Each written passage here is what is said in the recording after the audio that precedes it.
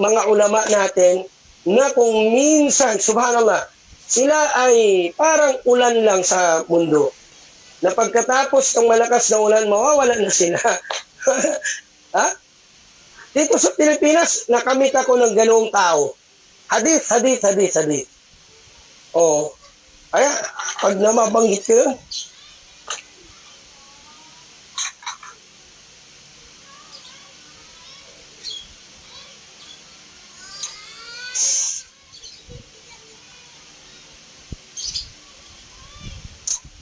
yung naalala ko si Sheikh, hindi ko mapigilan ng luha ko.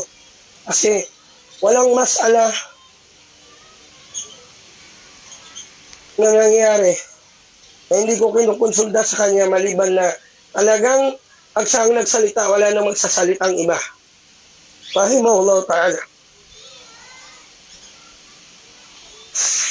Alam niyo yun, pag nagbanggit ka ng hadith sa kanya, kukoreksyonin ka pa niya. Kaya walang ustad doon sa time niya, natatayo, kahit pa doctorate, sa time ni ustad. Kaso lang, mag-aagas ang kinuha niya kay. Bulugul maram sa ulado niya. Consist of 1,000 plus na hadith yan. Mufti Shuaib. Kaya pag nagsalita, si ustad, at kung nagsalita ka na marinig ka niya na wala kang dalil, estudyante niya, pagkagalitan ka niya. Nung isang beses, pinagalitan niya ako, tinawagan niya ako.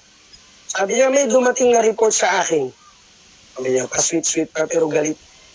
Ano yun, Sheikh? Pininingan mo daw yung umirtuano katilan nas na hindi kasama daw doon yung mga Hudyo at Kristiyano. Totoo ba yun? Sheikh, sino man sabi sa'yo nun?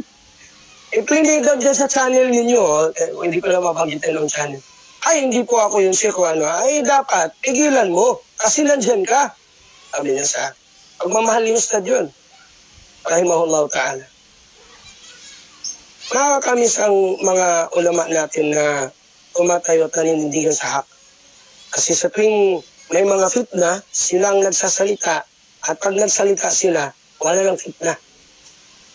Naalala ko noon, ang pinaka, noon is, nagkaroon ng fitna patungkol sa isa ding alim na nagsabing pwede tayong sumali sa Pasko, mag-participate. Nagsalita talaga siya agad sa radyo. Rahimahullah ta'ala. Kaya sabi nga ni Imam, sino ba yung alim na yun na sinabi niya? Tinignan ko, sabi niya, para bang poetic na pagkakasabi. Kumingin ako sa may bandang Ruknul Yamani, kumingin ako sa may bandang Maqam Ibrahim, wala akong makita na katulad sa kanya. Sa ngayon, buti natin yung Pilipinas. Kahit pa nag-magister nag-doctorate, wala pa akong nakita tulad niya. Wala pa talaga. At sa panindigan sa pagsabi ng totoo.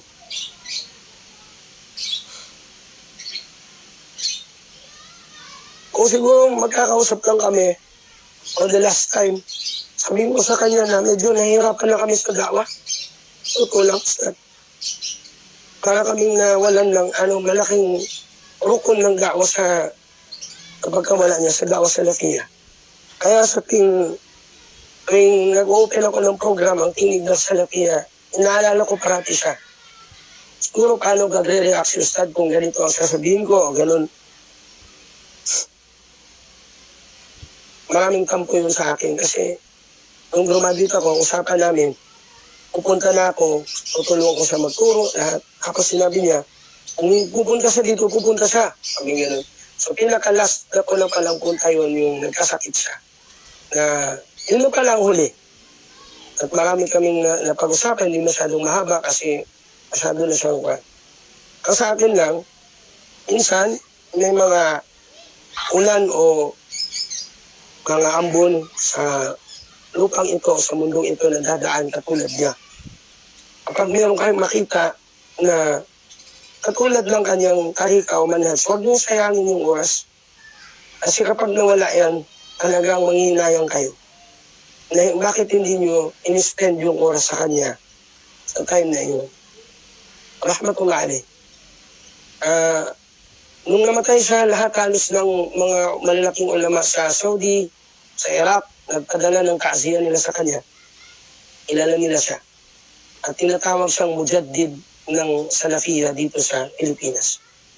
Kaya ako iniingat-ingatan ko lahat ng mga aral niya, fatawa niya, iba pa yung pinag-usapan namin na kami lang sa bahay niya, iba pa yung sa symposium, iba pa.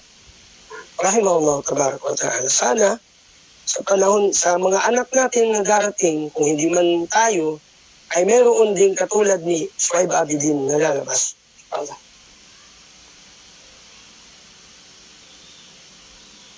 Ala kulli hal,